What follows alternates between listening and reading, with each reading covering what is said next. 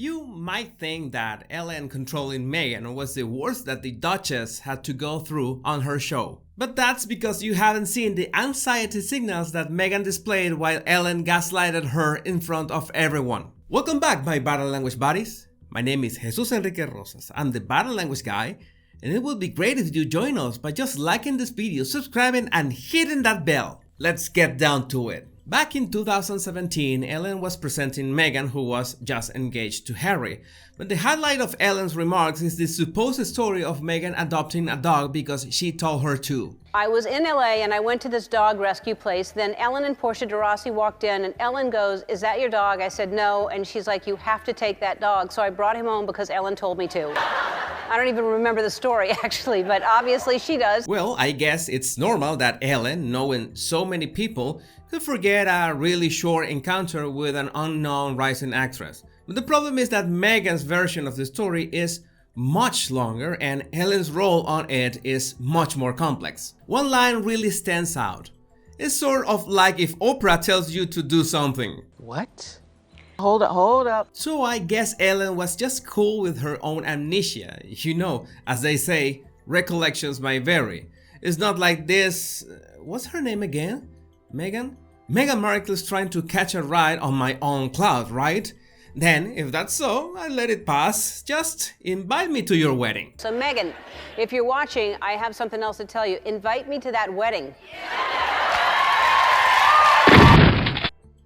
So make of that what you will. Now, 2021, Meghan lands on The Ellen Show in full Michelle Obama cosplay and absolutely unaware that she was going to be gaslighted in front of millions. And the next clip is a very good example. This is really, you said the last talk show you did was like, I don't know, another decade ago. This is really, you said the last talk show you did was like, I don't know, another decade ago. You should always pay attention to gestures that don't add anything to the person's expression. In this case, Meghan is just listening to Ellen, who hasn't even really formulated the question, and there are already 3 signals of anxiety. The first one is that ghost hand over her face. She's reaching out to touch her own face. That's a signal of nervousness, but her finger never makes contact. In fact, it hovers over her mouth. That was a subconscious reaction, like signaling Ellen to be quiet. She's covering her mouth, most probably because Ellen mentioned something that she did not like. And there is enough contrast between Meghan's initial state, with a very good posture, looking straight at Ellen, and just a couple seconds later, she's really tense. If we zoom in, you can even watch Meghan's face muscles tense. This is the kind of signals that you look for in criminal interrogations. Now you know that the topic of when was the last talk show she did is something that triggers an emotional reaction in her. The muscles on her back jump. She stands a bit more straight. She doesn't look relaxed anymore, and there is a subtle touch between her fingers. We usually play with our fingers when we are stressed. That helps us relax. What happens after is that Meghan begins talking about her broken car door anecdote that I already covered in another episode. But right when it ends, Ellen knows exactly which question to ask. And pay attention so you don't miss Meghan's reaction. We met, God, I don't know how many years ago. How long ago was that? A long time ago, well before I was even on Suits, I think.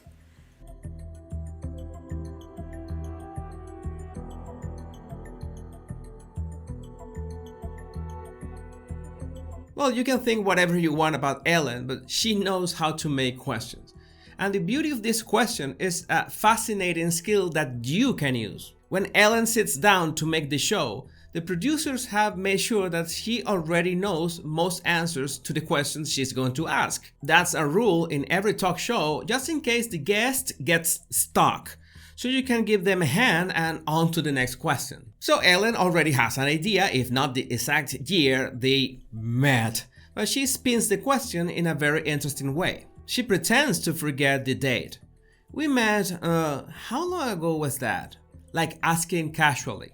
This is the way you ask a question pretending that you don't know the answer. But Ellen did this on purpose because she really wanted Meghan to answer when did they met. And you can imagine that Meghan would remember the date almost instantly. But instead, three things happen. Meghan denies with her head, then covers her mouth with her left hand, and finally lowers her gaze. Now, Americans have something with the head denial. It is something that they use when they are emphasizing something. For example, if something is delicious, it's not that they are lying, it's that it's part of their nonverbal baseline. If an American says no and denies with her head, or emphasizes something delicious and does the same gesture, that's pretty much normal. The problem is that Meghan is not denying or emphasizing anything with her words, so that head denial could mean doubts about it really happening. But let's just assume that Meghan did actually meet Ellen at the rescue dog side, even if Ellen again denies having any memory from that event. Meghan covers her mouth again, a gesture that is not connected directly to lying, but is something that you begin stacking to measure someone's credibility. Now, what you're about to see is the sequence of gestures from Meghan as Ellen was going over and over the dog rescue story. Let's use the magic of slow motion to help you.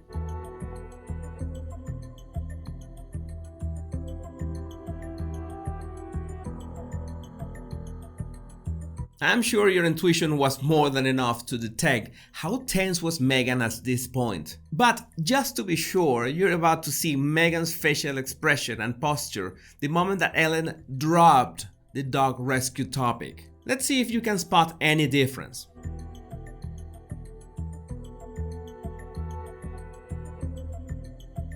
Yeah, that's very easy to see. When the dog rescue topic, the anecdote about Meghan supposedly meeting Ellen, is dropped, Meghan visibly relaxes. She relaxes her face muscles, she relaxes her shoulders and her posture, and she is no longer fiddling with her fingers. Again, this is the kind of signals that you look for in criminal interrogations, when you change the topic and the suspect just relaxes their face and body.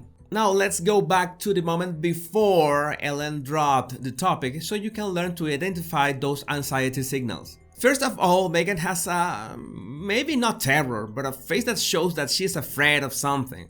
At the same time, she's fiddling with her fingers. Then she does a full shoulder shrug that is an almost universal signal of, well, that's it, or I don't know, or it is what it is. At this point, you already have the feeling that she wants to move to another topic.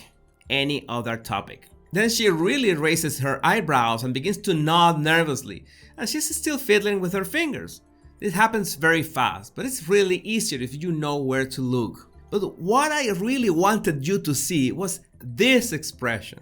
This is not a genuine smile, for a very good reason. You can see Meghan's lower teeth.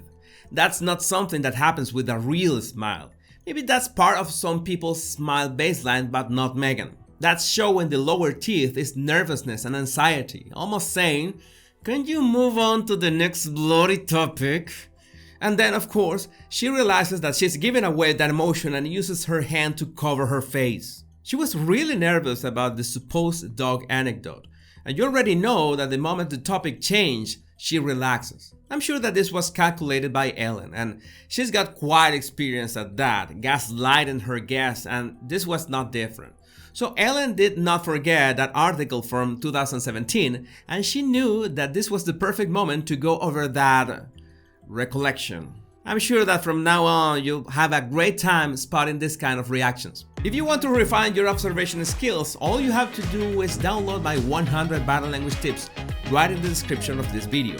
My name is Jesus Enrique Rosas, and it will always be a pleasure to share this space with you, my body language buddies. Much love and bliss.